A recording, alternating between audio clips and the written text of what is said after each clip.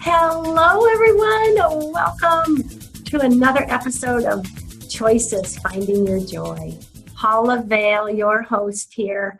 I'm thrilled to share with you today just an amazing young man.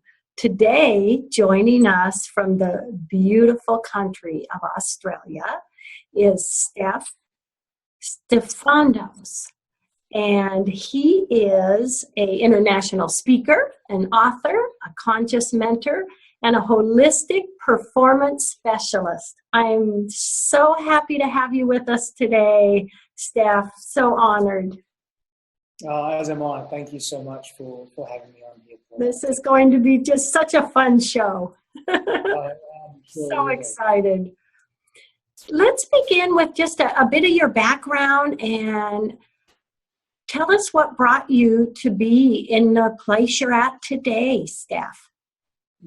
I think like most of us, we experience a deeper revelation and transformation when we experience hardship or challenge and difficulty. And it hasn't been too much different for myself. And it's through that challenge where I was able to use a specific intimate relationship of past as a deeper mirror into my own self, that I was able to transmute my being and move through, I would say, deeper transformations and connection pieces to self that allowed me to understand myself with greater clarity and be in a space where I knew where I wanted to be and what I wanted from life. And it was because of the unraveling of a relationship that caused me to just look deeper within myself and be more conscious of the person that I was being, because there was a tremendous disconnect between who I was being and who I wished to be or who I was within. So there was a disconnection in my authentic self. And from there, that evolved to, I've been in the health and wellness industry for a long time, being of service in various ways, but it's really the last 2-3 years that I've very much come into myself and have gained tremendous clarity and purpose and execution as well with respect to how that's occurring. Yes. Isn't it beautiful, the growth that we can bring into our lives and the things we can open up, the connections. And you are doing so much for so many people. Let's begin with, I would love to know, what is a holistic performance specialist? What is that? Yeah, I've been playing with this term for a very short period of time now. So it's, in such a, I suppose in a marketplace, it's so competitive and so saturated. Effectively, there are many coaches out there, and there's so many of us out there sincerely wanting to be of service and assist people and help people grow. But effectively, what I do is just assist people in being the best versions of themselves in every area of life, where they achieve balance. And that's the term, the holistic term there. And the performance is just to be able to perform in every area of life, not only the physical performance, but the emotional, to be emotionally connected to self, to have mental and cognitive acuity, to be able to have positive and encouraging self-talk with self, to be spiritually connected to others, to self, to earth, to have strong social bonds and so forth. So I have 9 areas of life and model that I use for the areas of life. And it's about having balance and competency and effectiveness and an understanding in every area of life. And then functioning from a higher place, functioning from a place of deep confidence and courage. I love it. I love it. So do you do workshops? Do you do individual coaching? Tell us about that. All of the above. Yeah, absolutely. So my one-on-one coaching framework or program is what I call a conscious mentorship program, and they last for minimum 6 months, or 6 or 12-month options there. And really what I do is I take an individual on a very deep journey where we uncover layers of self. But it's not about looking outwardly. It's really about looking inwardly. It takes a lot from Eastern mysticism and esotericism, and really looks at knowing that everything we need is within us. And it's about unraveling that, it's unlayering that, it's discovering that, or rediscovering and connecting to that. So the conscious mentorship journey is one that's quite deep, and it can be quite confronting, but it's a supported journey. It's very much, that's why it's a mentorship. It's a conscious mentorship. Conscious meaning awareness, conscious meaning connected. I run workshops as well on certain frameworks, and like, for example, my sovereign leadership model, my authentic self model, my conscious communication model, or my harmonious balance model. So there's workshops that are run very specifically to that, whether they be 1-2 day workshops or retreats, adventure retreats, immersion retreats. Mm-hmm. And then I speak. So I travel around, and I'm very blessed to speak at different organisations, private and public, and so forth. Oh, that has to be so fun, traveling and doing the speaking engagements and reaching so many people. Absolutely. Yeah. I loved what you mentioned about, getting in touch with what we have inside, because isn't it so easy in life to be just chasing everything, thinking what I need is out here. I can't do it without this. I can't. But really, everything is inside us. And I love that you mentioned it's just connecting with that, and connecting and manifesting. And we do have so much power within ourselves, don't we? In what we do. We do. And so many of us are so disconnected from that. And I call that the syndrome of cultural clutter. And because we're so cluttered and so compounded with our ever-evolving, fast-paced culture, our society, we are so distracted and so busy outside of ourselves that we don't create or don't know how to create the space to look within. One of the key principles or tenets of my sovereign leadership model is stillness and silence. And stillness and silence is a very masculine trait, but it's an introspective trait. And when we look at stillness and silence and what it does for us, it allows us or bestows upon us an ability to look deep within and understand and connect to ourselves. And that can be, again, quite confronting and quite fearful for so many of us, because it's an acquaintance that we're not familiar with. But if we remain long enough in that space, we realise that we have a potential to become deeply empowered. And it's actually a beautiful connection that we can maintain with ourselves. And so in that silence and stillness, that very masculine trait, we can then flow into an action that's what I would call a feminine expression. So, for example, there's a movement with sound or a movement with breath and so forth. So we're able to connect to ourselves viscerally as well. So masculine and feminine traits are simply expressive traits that both the male and the female possess. It's about then expressing those in balance. And again, the harmonious balance model addresses that and looks at that and how we can actually express ourselves in a balanced way, but first connecting to ourselves first and not looking outwardly, not looking for the next piece of information that's going to make us feel better, but rather just looking within. Yes, I love that. I love that. So what would you say to the viewers out there today that are saying to themselves, oh my gosh, I really want to start looking in. I really want to connect with that. Is there a little tip you could give to the viewers today that might be a first step for them?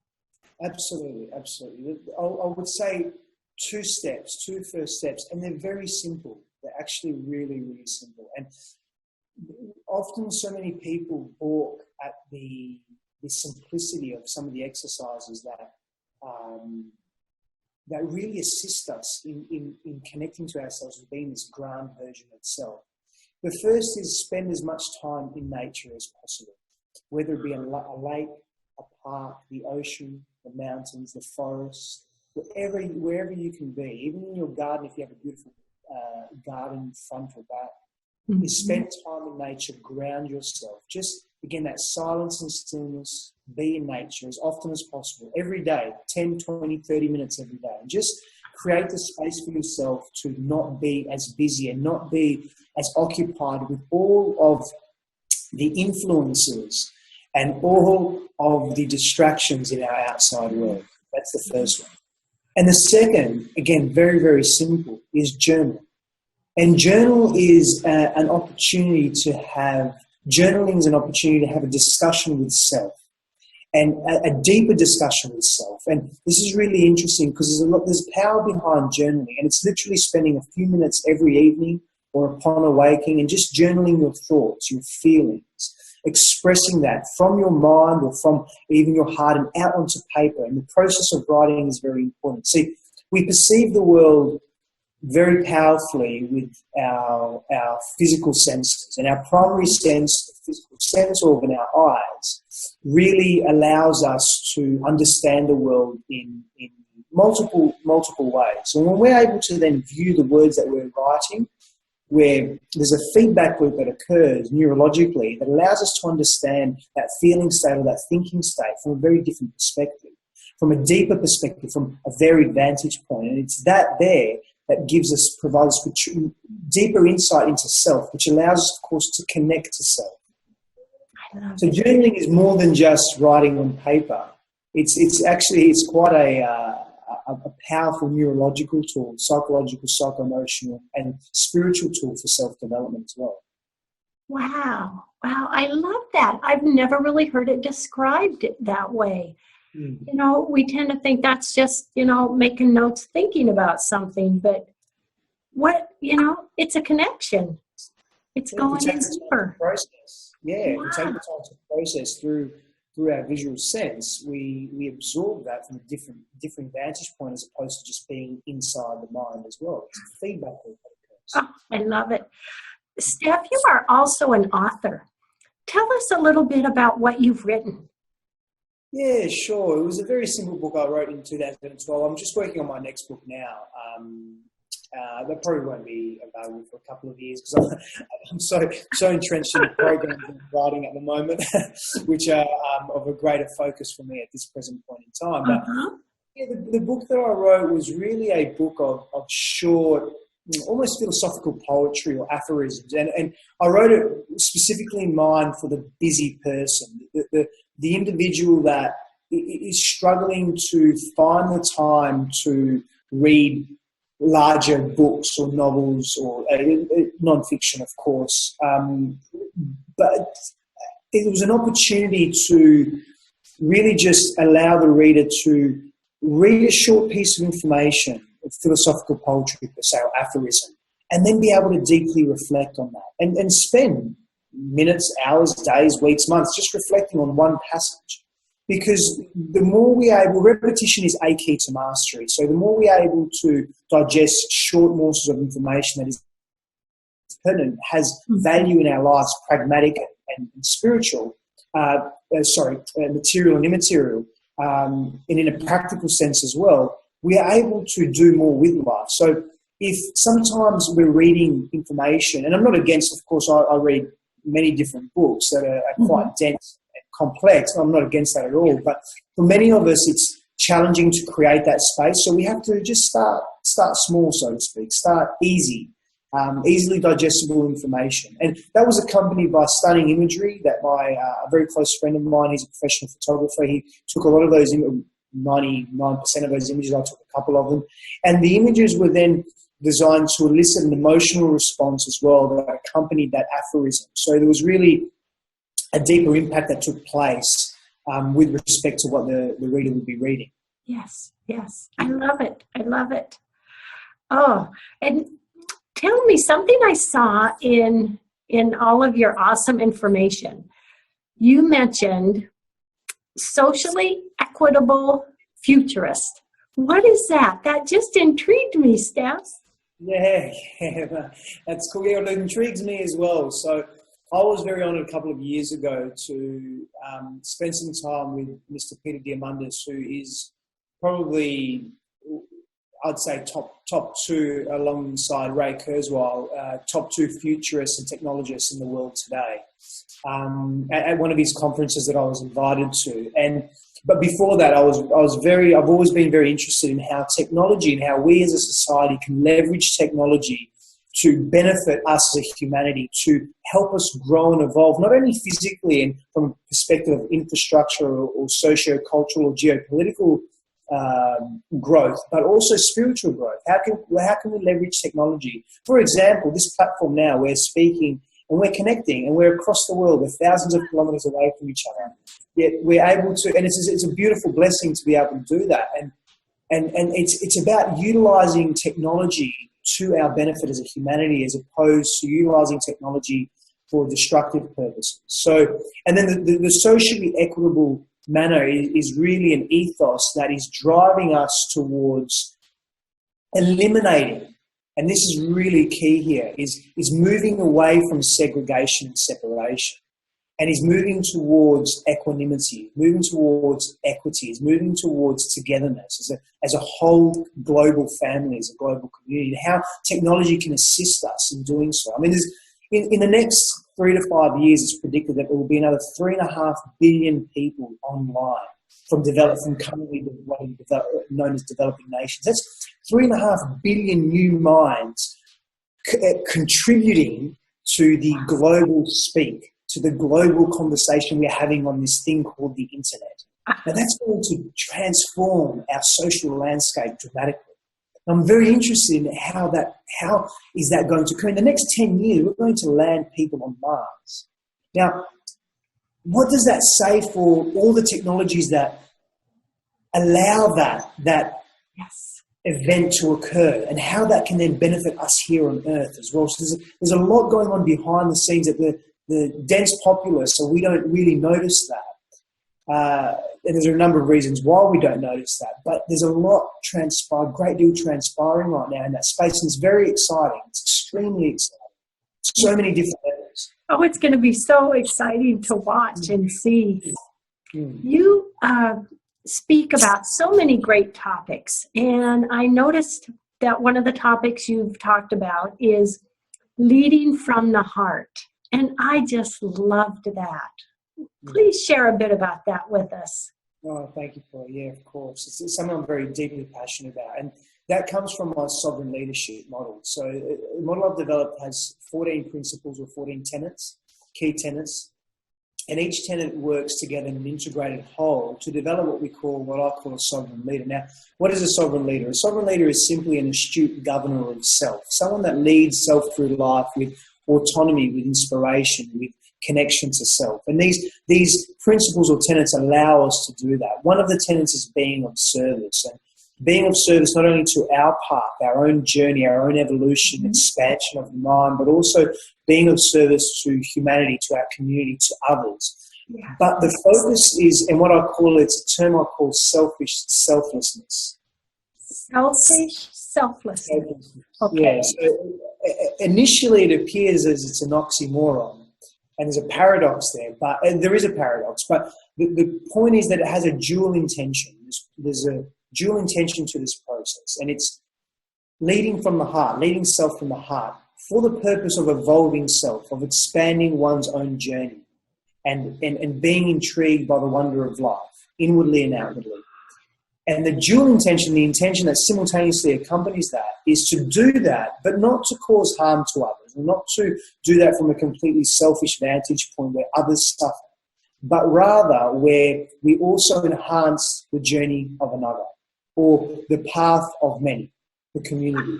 So that dual intention, because that intention is everything. That intention sets the standard for how we behave and how we act and how we move through the world. And then that leads us to two other tenets of the sovereign leadership model, which is empathetic wisdom and self-compassion. So being compassionate for self first as a starting point, and then be able to express that compassion to others as well, and understand and connect to others. And those three tenets in particular really contribute to that leading from the heart, that self-compassion, empathetic wisdom, and being of service. But remember, there's a dual intention there for ourselves and for others simultaneously. And that approach, that ethos, really transmutes the way we behave as individuals with each other. As opposed to being segregates, we come together. And we realise that being of service to others is actually enhancing our lives. This is hardwired neurologically in us from when we were, from thousands to hundreds of thousands of years ago, when we were in tribes as humanoids, and we really began to understand that if the health of our tribes people is in order, it enhances our survivability. it's a form of self-preservation. So it's wise to be selfish and be selfless at the same time. I love that. I love that. And oh my gosh, I believe that also, Steph. You know, when we, yes, compassion first to ourselves, and then when we serve and give to others, oh my gosh, we gain beyond words. We do. That comes back to us. It really does. It most definitely does, from an emotional perspective, a spiritual perspective, a social perspective. There's a lot to be said for being of service on so many different layers. It's a beautiful act. Intrinsically, there's so much value in and of itself, just being of service. Yes, yes. And so really, would you say we each individually really have the power to do so much and make such a difference in the lives of others and in the world? We're just an individual, but we all can make a difference in what we do and our mindset, what we put out there. Absolutely. And I'll elaborate upon that point. It's a beautiful notion. I'll elaborate on that point with a very short story. But first, understanding that having a growth mindset allows us to persevere through challenge and through pain, which allows us to be of greater service to others as well. But here's the story. When we show up to life, and show up's a buzzword, like we hear it in many spiritual circles today in modernity, are you showing up in life? But what does showing up actually mean? Showing up means a number of different things. Showing up means being present to your situation, to your circumstances, to the people that are in your life, in that situation, that time and space. Showing up means bringing the wholeness of who you are. Wholeness is another tenet of the sovereign leadership model as well. So in other words, taking ownership of your shadow stuff, of the darkness, of the elements of self we don't appreciate, acknowledge. It's coming to a situation in wholeness. This is who I am, stepping into one's authentic power. Okay? That's showing up. So when we show up to a situation and we give ourselves fully, here's the thing. When we're speaking with someone or communicating or expressing or being of service or just even imparting our own personal wisdom and advice from our own personal experiences, we could be speaking to a parent. Let's say, for example, I'm speaking to a father and he's a friend of mine. And if I'm present with him and I've shown up, I'm there, I'm present, I'm showing up.